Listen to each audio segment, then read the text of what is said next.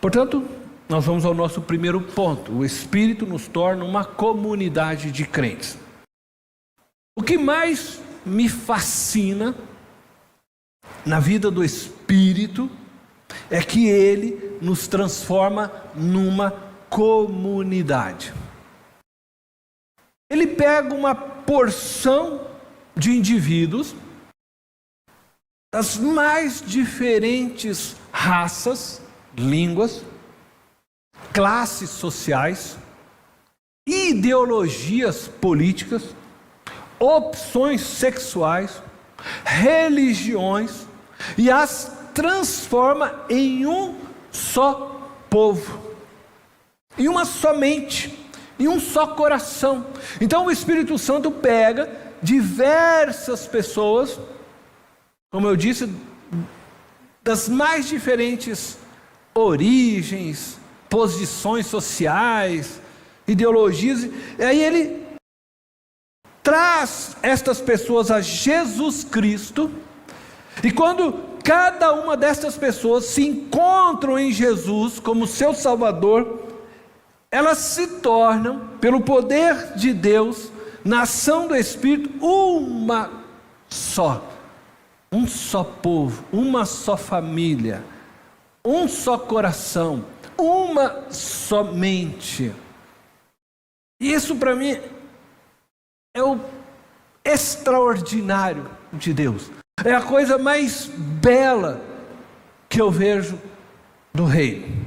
O Espírito Santo começa a trabalhar em cada um de nós, de forma particular, fazendo com que cada um de nós comecemos então a nos despojarmos de nossas ideologias políticas, por exemplo, de nossos preconceitos, de nossas imoralidades,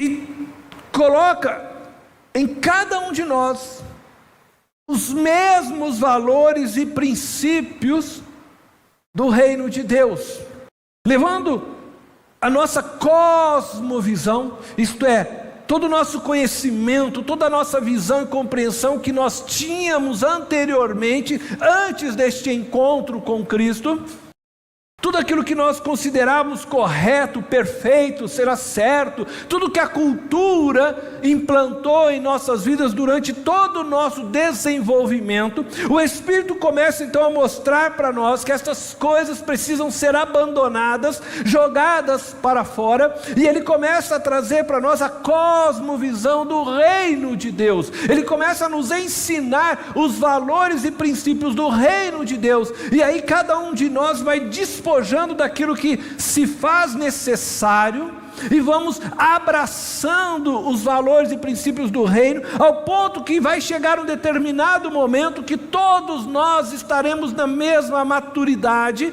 nosso pensamento, nossos corações irão todos ser apenas um, guiados pelo Espírito Santo de Deus.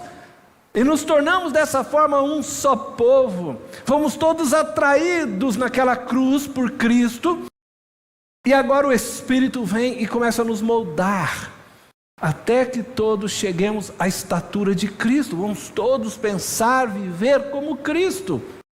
Estamos nessa caminhada, e é verdade que quando nos reunimos aqui, alguns são mais maduros, outros nem tanto, outros estão começando essa jornada, mas estamos todos neste mesmo processo, vivendo a cada dia essa ação do Espírito Santo em nossas vidas.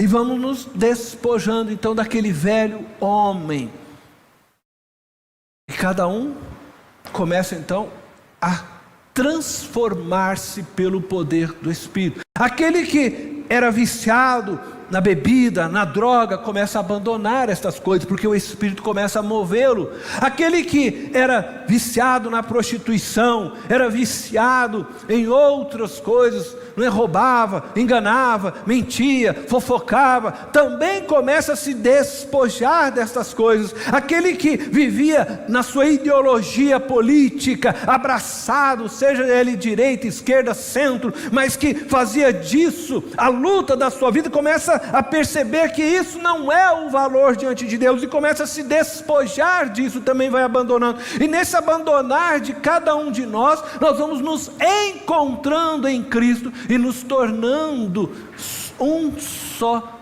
povo, com uma só mente, com um só coração. Eu acho isso algo tremendo, tremendo.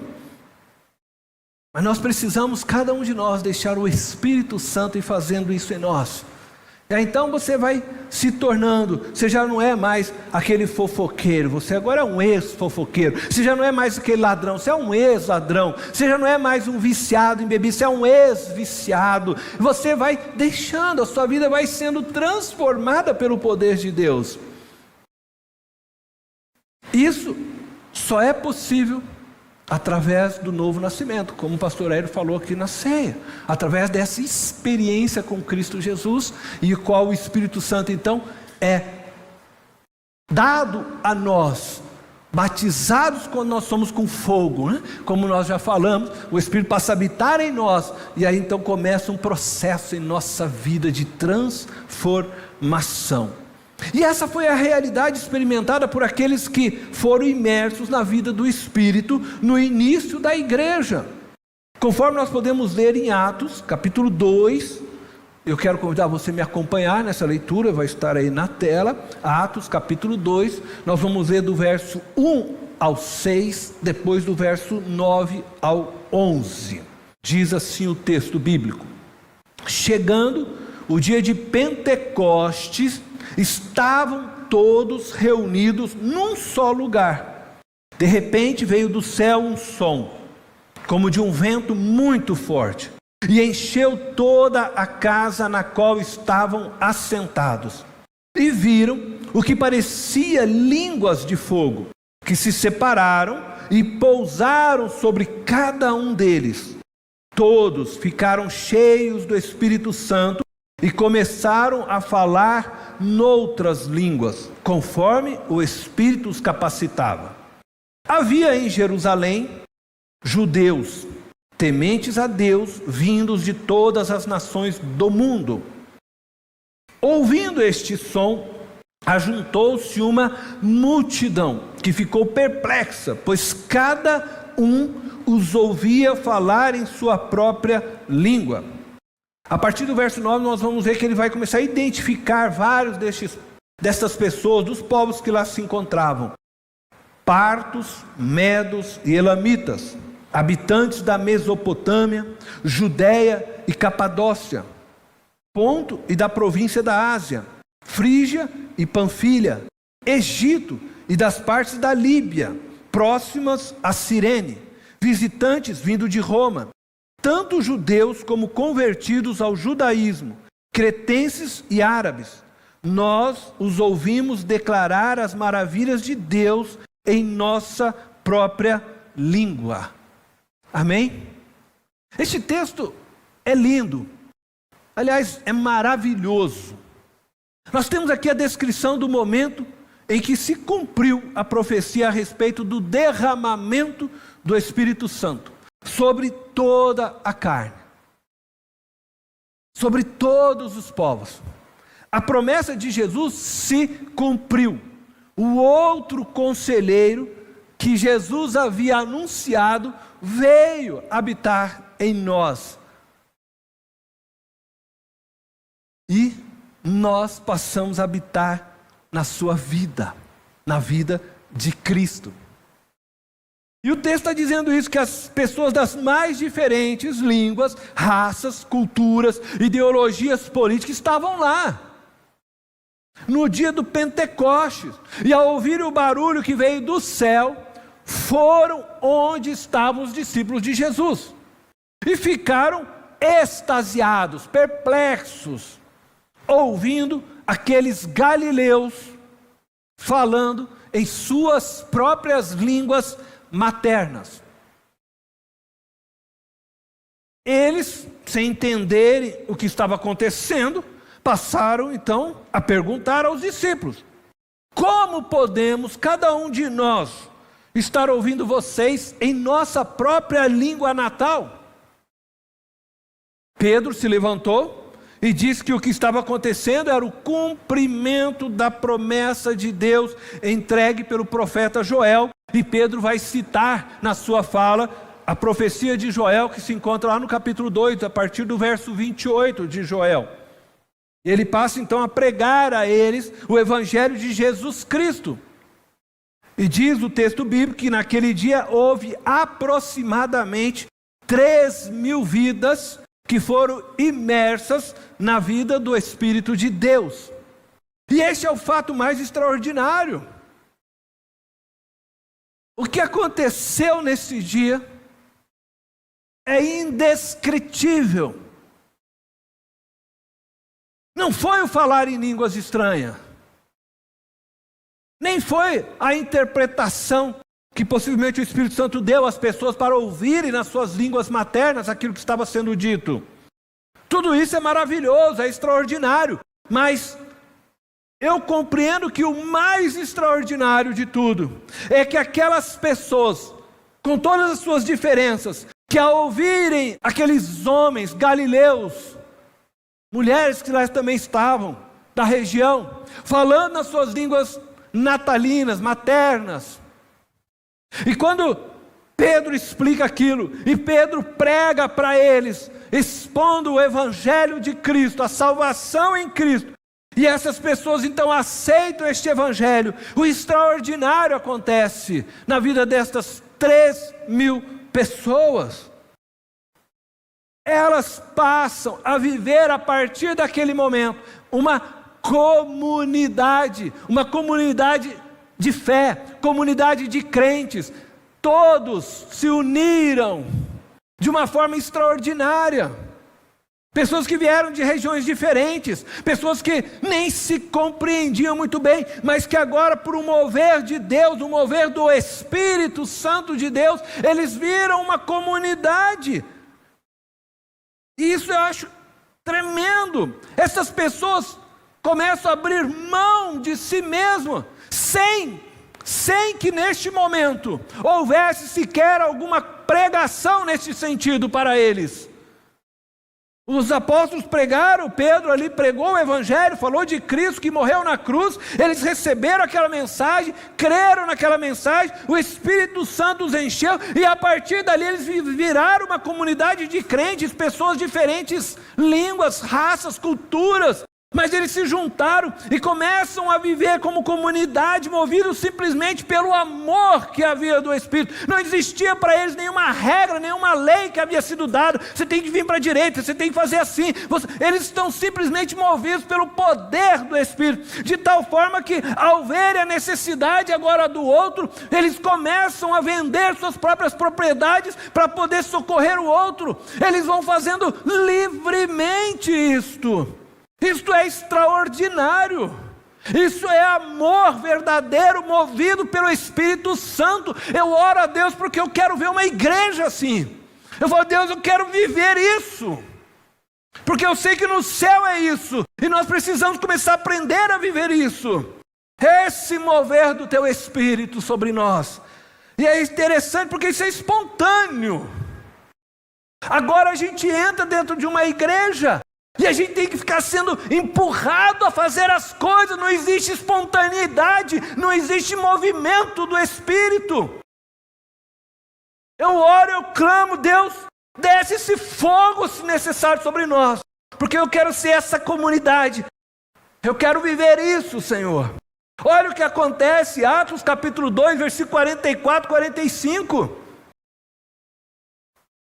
Todos os que criam, e ele está se referindo a todo este acontecimento desses 3.000, mantinham-se unidos e tinham tudo em comum. Vendendo suas propriedades e bens, distribuíam a cada um conforme a sua necessidade. A preocupação deles com o outro era tão grande que eles vendiam a propriedade. A igreja nossa de hoje, nós não vendemos propriedade, nos preocupamos com o outro. Quando nós temos um pouco mais nos nossos celeiros, nós compramos outra propriedade. Nós estamos sempre preocupados em adquirir mais, porque nós somos capitalistas. Nós somos igreja capitalistas. Nós não somos essa igreja. Eu quero que a nossa igreja comece a viver isso. Nós precisamos começar a amar de verdade. E é por isso que a igreja brasileira não é perseguida, porque falta mover do Espírito sobre esta igreja. Essa comunidade tinha tudo para dar errado, mas ela deu certo. Ela deu certo, porque verdadeiramente eles foram imersos na vida do Espírito. Eles não só viviam no Espírito, mas andavam no Espírito. A vida no Espírito, para eles, não era somente um conceito abstrato, vago. Porque parece que quando nós falamos de viver no Espírito, parece que a gente fica imaginando as coisas celestiais. Um dia a vida no Espírito já começou. Eles realmente eram guiados, ensinados e orientados pelo Espírito de Deus. Não basta a gente ter conhecimento de que o Espírito de Deus habita em nós. Não é só um conhecer na mente. Não basta eu simplesmente saber que o Espírito me vivifica, que coisa linda, e eu proclamo os versos bíblicos. Será que de fato o Espírito está vivificando você? Será que de fato você está vivendo a vida do Espírito? Paulo escreve aos Gálatas as seguintes palavras. Gálatas capítulo 5, verso 25. Se vivemos pelo Espírito, porque é Ele que nos vivifica, é Ele que nos insere no corpo de Cristo, é Ele que nos enche, nos move nesse andar, nessa jornada de fé. Ele diz: andemos também pelo Espírito. Então não é só porque eu estou em Cristo, eu vivo em Cristo, eu preciso andar na vida do Espírito. Acredito que, diante de tudo que nós já estudamos nesta série, sobre a vida imersa no Espírito Santo, você já compreendeu que o significado da expressão "se vivemos pelo Espírito", usada aí por Paulo, se refere ao fato do Espírito Santo ser a fonte de nossas vidas, aquele que nos vivifica, que nos pneumatiza. Nesta primeira parte do versículo citado, se vivemos pelo Espírito, Paulo está falando do estado que nos encontramos em Cristo. É de nossa situação espiritual em Cristo. Então, nós já falamos sobre isso. O Espírito vem, o Espírito começa a explanar para mim o que Cristo fez naquela cruz, o amor de Deus. Aí Ele me leva até Jesus. Quando eu chego até Jesus, reconheço Jesus e o aceito como meu Senhor e Salvador. Jesus me batiza agora com o Espírito que me levou até Ele. Sou batizado com o Espírito, com fogo. O Espírito passa a habitar em mim. Então, agora eu sou novo homem. Nasci de novo, nova criação. É disso que Paulo está falando. Se vivemos pelo Espírito, a vida do Espírito agora está em mim, fluindo em mim. Eu sou um novo homem. Converti-me ao Evangelho dessa forma. Todos nós que cremos em Jesus vivemos isso. Então você agora está na vida imersa do Espírito. Mas aí ele está dizendo para você exatamente isso. Se você vive pelo Espírito, se você creu, o Espírito agora habita em você, você precisa andar também pelo Espírito. Então ele está querendo dizer outra coisa agora para nós, muito importante. E é a ênfase que ele está querendo dar neste verso 25 que nós lemos. A ênfase não está na primeira parte, está na segunda. Andemos também pelo Espírito. Nessa segunda parte do versículo, Paulo está falando do modo como devemos agora viver. O que Paulo está dizendo é que se a fonte de nossas vidas é o Espírito de Deus, é Ele quem deve dirigir os nossos passos, guiar as nossas vidas, de maneira que cresçamos até atingirmos a estatura de Cristo Jesus. Por isso, se você continuar lendo, você vai perceber que ele vai falar dos frutos do Espírito. Ele está dizendo que você precisa agora começar a viver pelo Espírito, deixar a vida do Espírito te guiar, te conduzir, se manifestar plenamente através da sua vida. Nós, a PIB de Itapevi, só conseguiremos ser uma comunidade de amor, como nós temos falado, ao ponto de cada um de nós sermos a expressão do amor de Deus, se vivemos a liberdade do Espírito. E se verdadeiramente cada um de nós nos deixarmos ser guiados, ensinados e orientados pelo Espírito Santo de Deus. Isto é, se andarmos no Espírito. Andar no Espírito. Não basta apenas você viver no Espírito. Você precisa se submeter, se render ao comando e à direção plena do Espírito Santo de Deus, a sua voz.